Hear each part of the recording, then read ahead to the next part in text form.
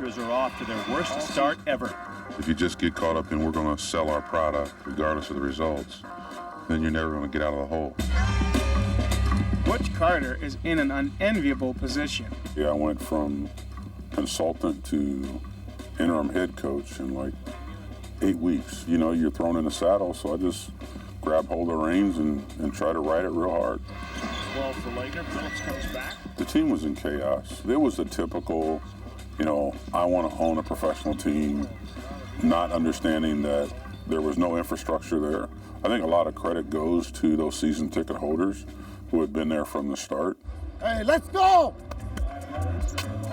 Hey, Waters! Hey, Falcon! I love Raptors. I arrived here in '84. For the first 8-10 years, like any other new immigrant, when they come there, we have to settle down, get a job, get a home, and acclimatize ourselves. I decided when the Raptors came, I bought 2 tickets. From the day one, 21 years now, and never missed a game, never been late for a game, and never left a game early. Nav was so far ahead because he was never one they had to market to. He jumped right in the boat, didn't know if it was going to sail or sink. I decided one day every year I will buy thousands of tickets and bring the kids from my community, kids from other communities, so that I can show that our kids who look different, but our passions are the same. The Raptors grew out of the same hockey base, you know, wide angle, and then over the years, they specifically went toward ethnic groups that had higher incomes, and they sold them a 10-seat package, a 15-seat package. Now, today, if you go to Air Canada Centre, we have about 3,000 to 4,000 South Asians watching the game, and there are 3,000 to 4,000 people outside in the Jurassic Park.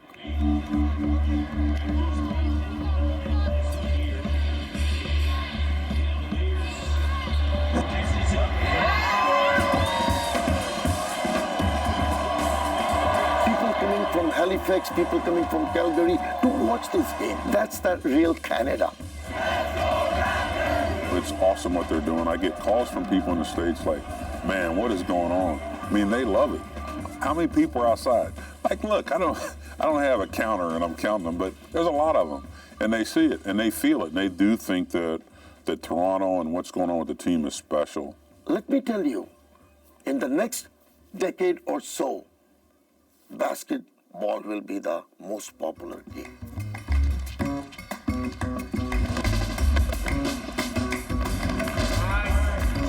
Clearly, in the last 6 or 7 years, soccer and basketball are the fastest growing sports. In my conversations with people out west, the numbers for youth basketball are through the roof, highest than they've ever seen.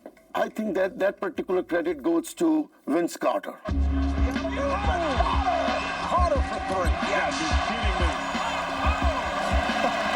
Merry Christmas and a Happy New Year. Vince Carter put us on the map.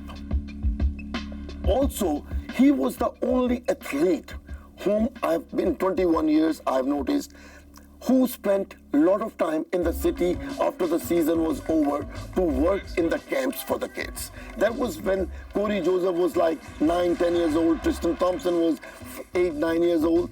That's the time when Vince had an impact on these guys and inspired them to play basketball. I was at a junior high school. There were 600 kids.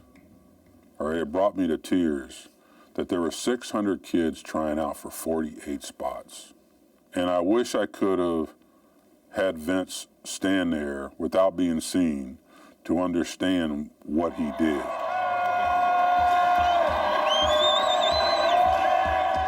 We say we the North, and we also say we the other, because that's what they say, the other.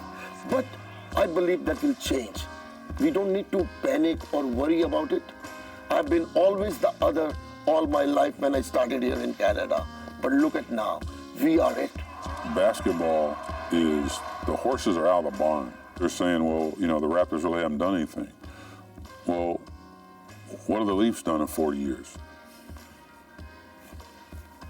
I mean, walk me through that. We have nothing to be ashamed of. We should hold our head high and say, we the Raptors. Our team should be proud of us. Our fans should be proud of our Raptors. It's really the nature of the beast. You either go for it or you reload.